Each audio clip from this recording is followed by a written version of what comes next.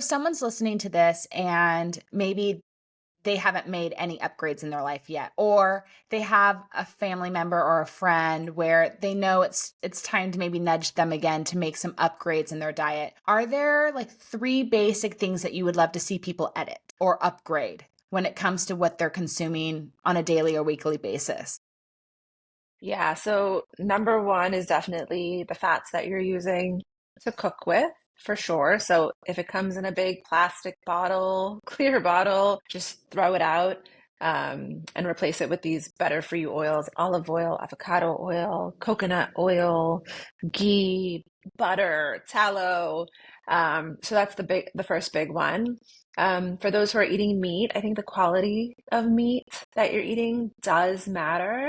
And I know there are different tiers, and eating high quality meat can be very expensive. So at the base, make sure you're getting something that is antibiotic and hormone free. I think that is the bare minimum that you want to be doing. And then, of course, upgrading from there, free range, grass fed, it's wild caught if you can for seafood, or sustainably raised for seafood.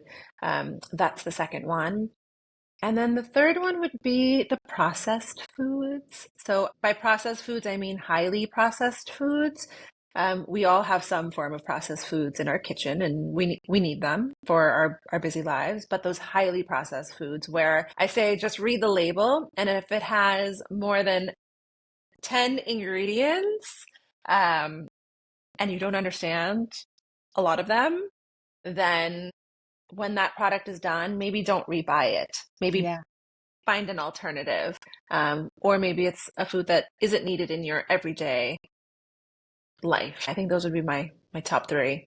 Yeah, I'll add my 2 cents. I would love to just see people stop buying microwavable meals because I just don't want people to be eating first the processed food that was heated and cooled in plastic, and then you're reheating it again in plastic. And then fourth, you have a negative frequency going into the food. Number one, I would love people to remove microwavable meals.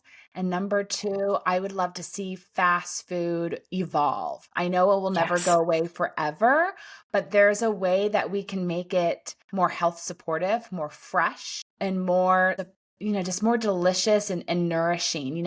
Just think like how amazing it would be if when you went to go get a hamburger, it was 100%, you had the option of 100% grass fed, grass finished, seared on that skillet, done with an animal fat, like salt and pepper. Amazing.